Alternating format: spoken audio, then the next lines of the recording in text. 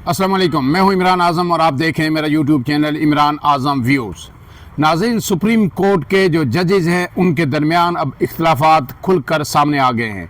और भरपूर तरीके से ये इख्तलाफात सामने आए हैं। जस्टिस मंसूर अली शाह ने आज ख़त लिख दिया है और ये ख़त इंतहाई अहम है। वो ख़त क्यों लिखा गया, उनके क्या एतराज़ात हैं, ये आपके सामने रखूँगा। लेकिन उससे पहले आपसे गुजारिश है, अगर आप मेरे चैनल पर नए हैं तो इमरान आज़म व्यूज़ को सब्सक्राइब कीजिए और बेल आइकन ज़रूर दबाइए। अब आते हैं आज की इस बड़ी ख़बर पे। जस्टिस मंसूर अली शाह जो हैं, आपको पता है कि वो और justice Akeel Abbasi additional registrar Nazar Abbas के ख़िलाफ़ जो है तौहीन अदालत जो है केस, उसकी समाअत कर रहे हैं। इससे पहले उन्होंने फ़ैसला जो है अब महफूज कर रखा है, लेकिन फ़ैसला महफूज उस सुनाने से पहले ही जो है जो एडिशनल रजिस्ट्रार हैं उन्होंने एक इंट्रा कोर्ट अपील दायर की थी और इंट्रा कोर्ट अपील पे जो है फौरी तौर पर जो है सुप्रीम कोर्ट ने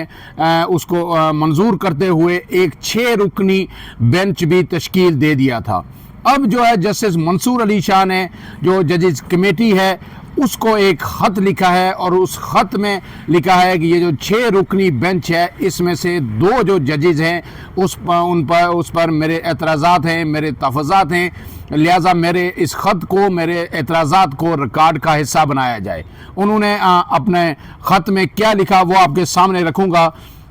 कि जस्टिस मंसूर अली शाह ने प्रैक्टिस एंड प्रोसीजर कमेटी को लिखे गए ख़त में ये कहा है कि कमेटी में शामिल जजेस को इंट्रा कोर्ट बेंच का हिस्सा नहीं बनाया जा सकता।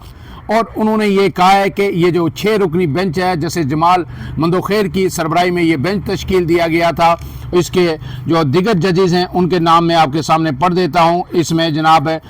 जस्टिस मोहम्मद अली मज़हर हैं, जस्टिस अतर मिनुल्लाह हैं, जस्टिस हसन अज़हर रिजवी हैं, जस्टिस शाहिद वहीद हैं और जस्टिस मुसर्रत हलाली हैं। लेकिन उन्होंने इन 6 में से 4 जो जजेस हैं उनके नाम पे एतराज़ नहीं किया, लेकिन उन्होंने 2 जजेस के नाम पे एतराज़ किया है कि इन्हें जो है इस इंट्रा कोर्ट अपील जो सुनेगा इस बेंच का हिस्सा नहीं होना चाहिए। वो जो जजेस हैं जस्टिस जमाल मंदोखैर और जस्टिस मोहम्मद अली मज़हर। अब जो इन्होंने एतराज़ किया, जो ख़त लिखा है प्रैक्टिस एंड प्रोसीजर कमेटी को, वो किस बुनियाद पर उन्होंने एतराज़ किया वो मैं आपके सामने रख देता हूँ। जस्टिस मंसूर अली शाह ने ख़त में ये मेंशन किया है कि 23 नवंबर को जुडिशल कमीशन का एक इजलास हुआ था और उसके बाद उन्होंने कहा है कि चीफ जस्टिस ने अपने चैम्बर में कमेटी का एक गैर रस्मी इजलास भी बुलाया था और उसमें जब मेरी राय ली गई थी कि जो इंट्रा कोर्ट अपीलें आएंगी इस पे किस तरह के बेंचेस होने चाहिए, तो उस पर मैंने ये कहा था कि जो सीनियरिटी के एतबार से 5 जो सीनियर 3 जजेस हैं उन्हें जो है इसका अब इंट्रा कोर्ट अपील में जो भी बेंच बनता है उसका मेंबर बनाया जाए। और उसमें चीफ जस्टिस ने ये कहा था कि मेरे ख्याल में तो 5 भी नहीं होने चाहिए, सिर्फ 4 होने चाहिए, 4 ही काफ़ी हैं। और मैंने और जो जैसे मंसूर अली शाह जो कह रहे हैं कि मैंने उसमें ये मज़ीद ये कहा था कि ऐसे जजेस को शामिल ना किया जाए बेंच में जो कमेटी के मेंबर हों, जो ये बेंच तश्कील दे रहे हैं उन्हें किसी सूरत इसमें शामिल ना किया जाए। लेकिन आगे फिर वो लिखते हैं कि मुझे जिस दिन ये बेंच बना 6 रुकनी, उस दिन रात 9:33 पर मेरे सेक्रेटरी का जो व्हाट्सएप मैसेज आया और मुझसे 6 रुकनी बेंच की मंजूरी का पूछा, तो मैंने उस पर ये कहा कि मुझे इस पर एतराज़ है, मैं सुबह जवाब दूंगा। लेकिन फिर क्या हुआ कि फिर 10:28 पर टाइम उन्होंने मेंशन किया है, 28 मिनट पर सेक्रेटरी ने मुझे बताया कि जनाब 6 रुकनी बेंच बन चुका है और रोस्टर भी जारी कर दिया गया है। अब जो जैसे मंसूर अली शाह हैं वो ये कह रहे हैं कि मैंने मज़ीद कहा कि मेरा जो अब बेंच में जो मौजूद जो है, जो ख़त में उन्होंने कहा है कि 2 जजेस का पे एतराज़ है और एतराज़ इसलिए है कि जो जस्टिस जमाल मंदोखैर हैं और जस्टिस मोहम्मद अली मज़हर हैं, ये जो आइनी बेंच की कमेटी है इसके रुकन हैं। तीसरे रुकन इसके जो आइनी अदालत है या आइनी बेंच है उसके जो सरबराह जस्टिस अमीनुद्दीन हैं वो हैं। इसलिए मेरा यह है कि जिन लोगों ने हमसे ये केस छीना या हमसे केस वापस लिया उन्होंने वापस ये आईनी अदालत में जब वो इसकी समाअत करेंगे ये इस तौहीन अदालत के मामले की, तो वो फिर इस बेंच का हिस्सा नहीं हो सकते, क्योंकि हमसे जो केस वापस लिया गया है वो इसी आईनी अदालत ने लिया, इस कमेटी ने लिया, तो फिर वो इस जो केस को कैसे सुन सकते हैं। और लिहाजा ये जो मेरे एतराज़ात हैं इन्हें रिकॉर्ड का हिस्सा बनाया जाए। अब बात यह है कि जो जस्टिस मंसूर अली शाह का ये जो ख़त है, इसको अगर टेक्निकल ग्राउंड्स पे देखें तो एक तरह से, या लीगल ग्राउंड पे देखें, या फिर आप जो है मॉरल ग्राउंड्स पे देखें, तो ये बिल्कुल दुरुस्त है कि बाकी 4 जजेस के नाम पे तो उन्हें एतराज़ नहीं है, लेकिन 2 जजेस जो इस बात के ज़िम्मेदार हैं कि वो आईनी अदालत के बेंचेस तश्कील देते हैं कि कौन सा बेंच कौन सा केस सुनेगा। अब जब ये वो आईनी अदालत ने ये केस वापस लिया है कि जनाब ये रेगुलर बेंच के डोमेन में नहीं आता, जो कस्टम से मुतल्लिक एक केस था और गलती से वो लग गया था, उस पर फिर एडिशनल रजिस्ट्रार को शो का नोटिस जब हुआ तो उन्होंने ये कहा कि मैंने कोई तौहीन अदालत नहीं की, मैंने जो कमेटी का इजलास हुआ था प्रैक्टिस एंड प्रोसीजर का, उसका नोट बना के भेज दिया था, इसके बाद मेरी जिम्मेदारी ख़त्म हो जाती है। तो फिर आपको पता है कि जैसे मंसूर अली शाह और ने अदालती मामलीन भी इस केस में मुकर्रर की और फिर उनसे राय भी ली, और फिर उन्होंने ये कहा था कि हमने ये जिम्मेदारी फ़िक्स करनी है कि तौहीन अदालत अगर जो है एडिशनल रजिस्ट्रार ने नहीं की तो फिर 2 सीनियर तरीन जो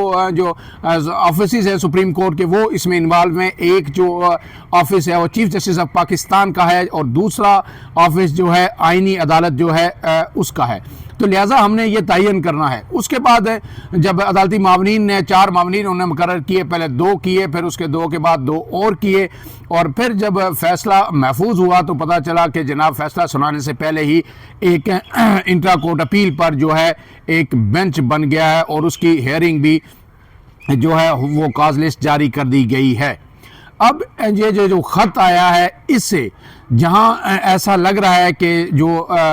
जजेस हैं सुप्रीम कोर्ट के, जो 6 जजेस इस बेंच में भी आ गए हैं, अतर मिनुल्लाह भी आ गए हैं, जो जैसे मंसूर अली शाह के करीबी दोस्त भी समझे जाते थे, और पहले जो एक डिवीज़न सुप्रीम कोर्ट में देखने में आई थी वो हमेशा जस्टिस मंसूर अली शाह के साथ खड़े रहे हैं, लेकिन उनके तल्लुकात जो है चीफ जस्टिस ऑफ पाकिस्तान से भी बहुत अच्छे हैं। तो अब सवाल ये पैदा होता है कि क्या ये जजेस ख़ुद को रीअलाइन कर रहे हैं सुप्रीम कोर्ट में, और क्या मंसूर अली शाह तनहा रह गए हैं। अब इस ख़त पे अभी जवाब आना बाकी है कि जो चीफ जस्टिस ऑफ पाकिस्तान हैं या जो प्रैक्टिस एंड प्रोसीजर कमेटी में जो उनके साथ दूसरे जज हैं वो मिलकर इसका क्या जवाब देते हैं। लेकिन इसके साथ साथ आपको पता है कि पीर वाले दिन 27 तारीख को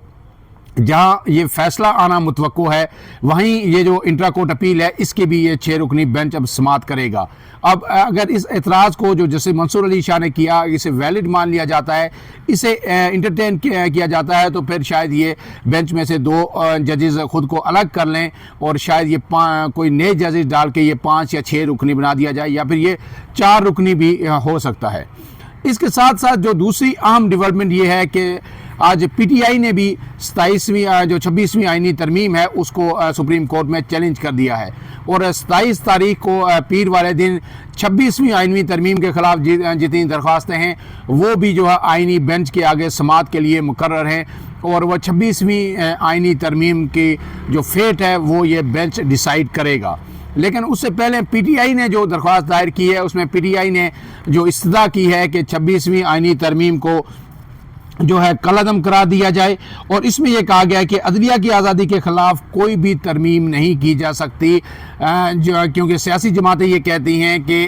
कोई भी तरमीम करना वो इस ईवान का हक़ है, कौमी असम्बली है, सेनेट है, पार्लियामेंट का हक़ है। लेकिन पीटीआई ने यह कहा है कि जो आइन के मुग़ायर हैं या जिनसे अदालती आज़ादी पे, अदालत की आज़ादी पे कोई कदगन आयद होती हो, ऐसी तरमीम नहीं की जा सकती। लिहाजा आइनी तरमीम पर फैसले तक जुडिशल कमीशन को जजेस की तैनाती से भी रोका जाए। आपको पता है कि एडिशनल जजेस तैनात हो रहे हैं, इस्लामाबाद हाई कोर्ट में भी 2 जजेस तैनात हो चुके हैं, कराची हाई कोर्ट में भी जो है सुप्रीम कोर्ट में वो